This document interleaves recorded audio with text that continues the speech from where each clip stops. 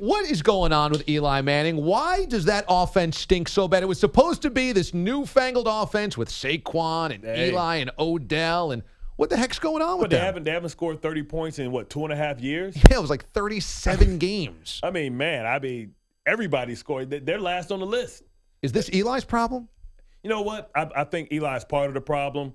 I think they overestimated the talent on this team. Yeah. They thought that they were a lot better than they were. They thought they were a player or two away. Clearly, that's not the case. And just think, they really haven't dealt with a major injury yet. They haven't lost a Solder where he's going to miss a couple games. They haven't lost they lost OV, which that's huge.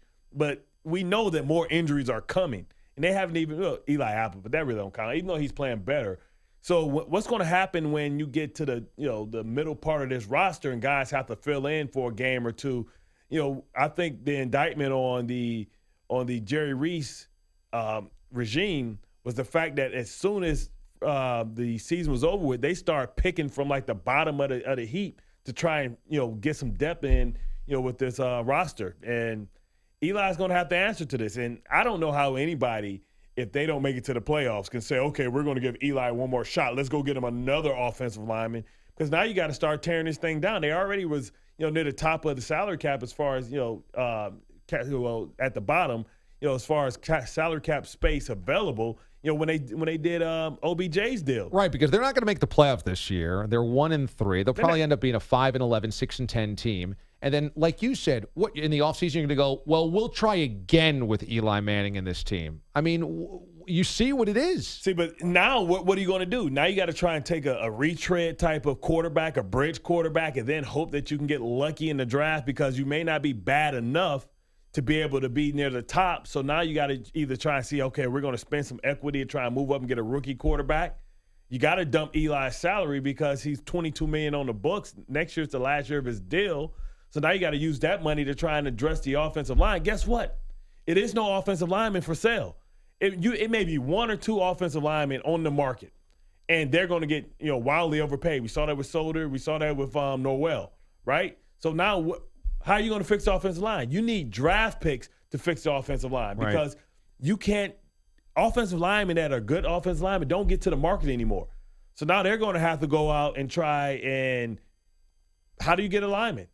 I just don't see how they do it. So then they need a quarterback, clearly. So now get another second-round lineman, move back into the first round. So now you had an opportunity to get a young quarterback, dump Eli next year, and then you could have got your offensive lineman in the draft, the best one out there, because you're going to be top 5. We already know that a quarterback's going to go, a receiver's going to go, a defensive back may go top 5. You had an opportunity to address it. So now you're going to be in quarterback hell, like Gettleman said he didn't want to be in. Correct. And I felt like because he's an older gentleman, I know he's facing the lymphoma, the non-Hodgkin's lymphoma, right, and all that stuff. Our prayers are with him. But I felt like he tried to rush the process. He said, you know what, I'm an older gentleman. I want to try and win now. I don't want to be part of a long rebuild. And I think the Mariners wanted that as well. And he put it in the microwave. He tried to microwave it. You can't microwave because every once in a while, you put one of those Hot Pockets in the microwave, you bite it, and the center's still cold. What is going on with John Gruden? He has taken shots publicly at his GM, Reggie McKenzie. Oh, we already knew. I mean, we had Amy Trask on, and she said that there was some relationships in there that when he left were bad. And now he's trying to undermine Reggie McKenzie. But isn't that classless? Of course. But he's 10-year contract. You just got there, and you're already blasting guys that you work with? Right. He's the most powerful guy in that building. People didn't like him when he left. So now that he comes back, now he has to amend a lot of those relationships. But now he's the most powerful person in the building because he has what? Job security. He has a 10-year deal. So now he's starting to say, okay, let me start getting rid of some of Reggie's draft picks. Oh, pass rushers are hard to find. You dummy, you just let one walk out the building. Arguably the best. The front runner for the first quarter of the season for the defensive MVP. Yeah. He should have got fined for making such a dumb statement by the organization. They should have fined him. Like, you know what? I cannot give you a full check this week, John. Why the hell, though, does he get off blasting Reggie McKenzie publicly? considering Reggie McKenzie drafted Khalil Mack. He drafted David Carr. He drafted Amari Cooper. Well, he's not. Where does Gruden get off doing that? I don't think they're sold on David Carr being the quarterback of the future here. Every week he throws him under the bus as well. Cooper's good, but he drops a lot of passes. I mean, Reggie McKenzie built 2 years ago. We were talking about this team before Carr hurt his ankle as one of the leaders or one of the biggest threats to the New England Patriots. One of the next great teams of the AFC. Right, and now what they are now is an old football team because they were trying to be in the window, and now their quarterback couldn't be healthy, so he hurt himself, 2 seasons ago? So last season, they just didn't, it didn't pan out the way they thought it was going to be. The defense was bad, and this year. So that was a 3-year window for him. It just didn't work out. And now you get rid of the best defensive player in the league. What are you going to do? I'm sure you wanted Jordy Nelson because he's your type of guy. But, a lot of times, guys come back, and I remember when Joe Gibbs came back, and you're still trying to run the same stuff. The league and the game has evolved, and he doesn't show that innovation that we see nowadays. He doesn't motion, he doesn't shift. He's come with a traditional West Coast offense. And guys, from what I hear, he's still making some of the same checks. And guys are laughing because they know the checks. Wow. I can remember with Joe Gibbs, when he said yellow, we knew that meant left. Like yellow, blue, 9, yellow. Everybody shift to the left, Porter's in the back like, oh, damn. What the hell? I forgot who was the quarterback at that time. Green. Hey, guys, green means right. Oh, damn. Beat the hell out of Clinton Portis that day. Like, what the hell is going on? Hey, bro, you going to come with, how many old videotapes we got from the old Adobe, Adobe 4.2? You know how many of those live reads we got from what was his name? Man, I can't forget the quarterback that won the Super Bowl. No, man. Who, Doug Williams? No, after him. Oh man, I can't. Mark Rippon? Yes, Mark Rippon. Like we still got the Mark Rippon on VHS. You know how big, how loud the booms were back then? We can hear all this. This dude actually said green. Nah, man, green don't mean the same thing it used to mean in 1990. Green! Man, they running right. Man, you dummies. That's incredible. Bart Scott joins us here in studio. Are you all in on Patrick Mahomes the way that the fans and media are? Or are you going, no, you guys don't see that there's some roller coaster that's going to happen here? No. You know what? I think he's surrounded by a great team. I think he's going to have to keep this up because their defense stinks. I mean, you think it's a great team, not just a good team? Great team. It's a great offense. Okay. The defense, I think at the end of the day, we're going to see them like they were with Priest Holmes and when they had Tony Gonzalez and Willie Roaf and Will Shields and Waters. They're going to score all these points, have a tremendous regular season, get to the playoffs, and not score. And not be able to stop anybody as the weather gets cold, as other teams with defense. I think the biggest threats to New England now is Jacksonville, the Baltimore Ravens. Oh, you like the Ravens again, huh? Only because something happened special in Baltimore, right? Flacco got somebody that's on his butt that we know, if not next year, the year after that is going to take his spot. So he knows he only has 2 years left with the Ravens, right? They also, because of Lamar Jackson came, they had to devise an offense that was built and catered to his skill set. And I think when they were going through that process, they realized that, Joe can kind of do some of these things, and I think our offense is better for it. So now you see the innovation, right? Last week they had a lineman, they had a tight end line up at guard, trick play. But now what do you see? You see all these ghost motions, right? You never saw that with Flacco, all these read options, a little bit of like Foles does. And now what's the result? They're near the top as far as scoring offense in the league. They have the number 2 defense in the league, right? Because they got a lot of young guys. They get Jimmy Smith back. Carr played well. They love the Humphreys kid. They got Weddle and they got Jefferson from the Cardinals. So now they're elite. Now Mosley's back, so they got impact players at every level. And now what's happening is they're doing all this weird stuff. Now Flacco has a guy that he can throw deep. He threw the ball. He only completed 1 against Pittsburgh. But he threw the ball deep to John Brown 5 times. They're 13 for 13 in the red zone. They're 13 for something. The only place that they're not really elite is running back position. But running back by committee with Buck Allen and Collins are moving the ball, and they do unique things with them. So I think they're the biggest threat. And then Jacksonville, even though their offense isn't as good as the Ravens, their defense is as good, and they can lock up and match up with anybody in the league. You can't put the Steelers in there, obviously, because they're horrible. What do you think about LeVeon coming back in Week 7? Is that going to work? Will the teammates, if you were in that locker room, would you accept LeVeon in Week 7? Listen, at this point, the people that know LeVeon, I think Antonio Brown, he'll have the respect for him. But, a lot of those guys, honestly, aren't qualified to really speak on LeVeon because they haven't been in that position. They're not the number one player in the position.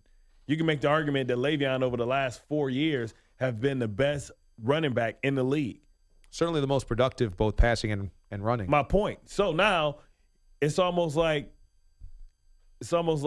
okay, you're married because you just got married. So I want to put this in your language. Okay. You're married, right? You guys are getting a divorce, but you guys is not finalized. So you got to sleep in the basement, and then she's sleeping upstairs. But you guys know you're getting divorced, but you guys had that project where you had to fix that leaky roof. Are you going to fix that leaky roof, or do you give a damn about that leaky roof? Hell no, because you got to leave anyway. Yeah. So I don't care about that roof. So if I'm LeVeon, I'm sitting in there and I'm in the house, and I know that y'all ain't gonna y'all changing the locks at the end of the season. Y'all not letting me back in, but y'all want to run me into the ground and treat me like a rental car. You don't treat me like a rental car because you drive a rental car much differently than you drive your own car. So LeVeon's like, no, my friend. I'm not about to end up like Earl Thomas and be injured and say, people say, oh, yeah, you're making $14 million. But if I don't play and I get picked up in free agency next year, I'm going to get guaranteed whatever Ty Gurley got. $30-40 million is going to be guaranteed.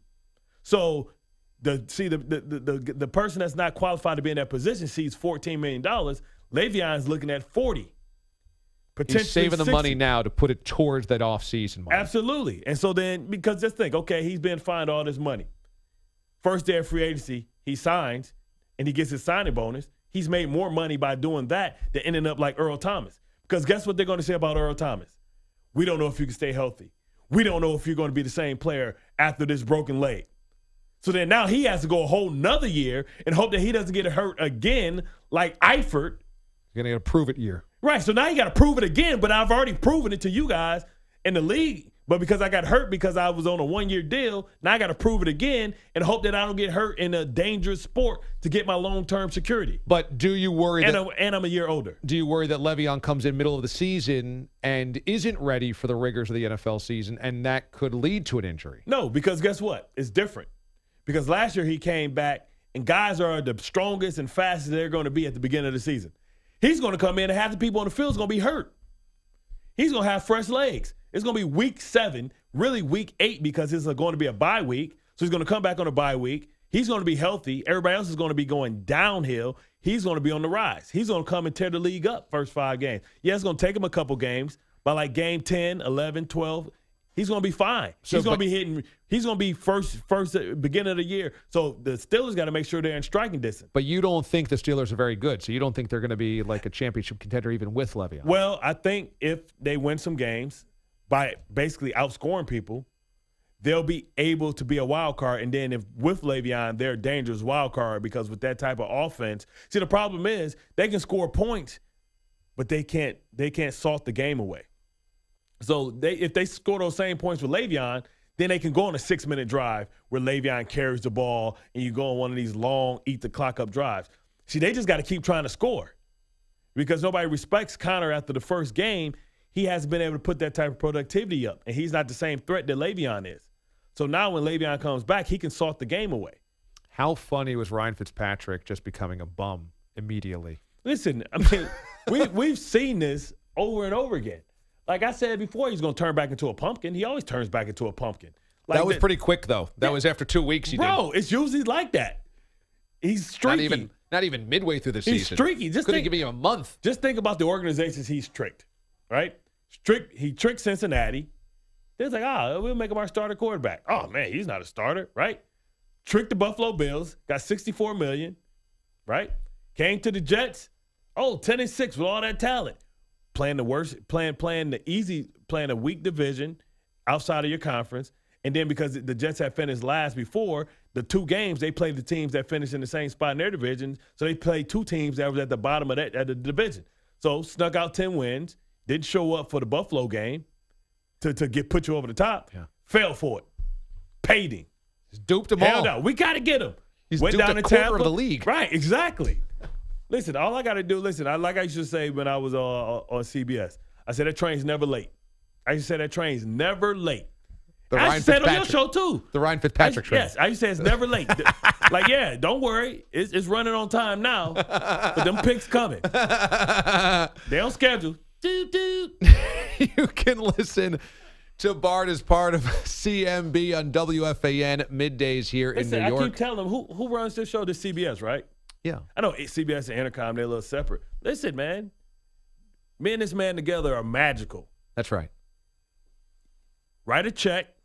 Cut the check. Cut the damn check. Boop, boop. And we can entertain America. Listen, I'm just stupid, and he just knows how to tease me up. It takes a special type of idiot to know how to tee me up. Listen, this is 15 minutes. If you want it, write the damn check. And you should see the look on Bart's face. Looking like he could stare daggers into you. By the way, I'm just saying, everybody driving the truckers and stuff, we just made their ride a little bit easier, a little bit better. I appreciate Learn something, have some fun, write the damn check. Always appreciate Bart joining us here on the show. We'll do it. Turney, go to him and tell him, write the damn check. Bart Scott here in Watch studio. the ratings go up. TA, CBS Sports Radio.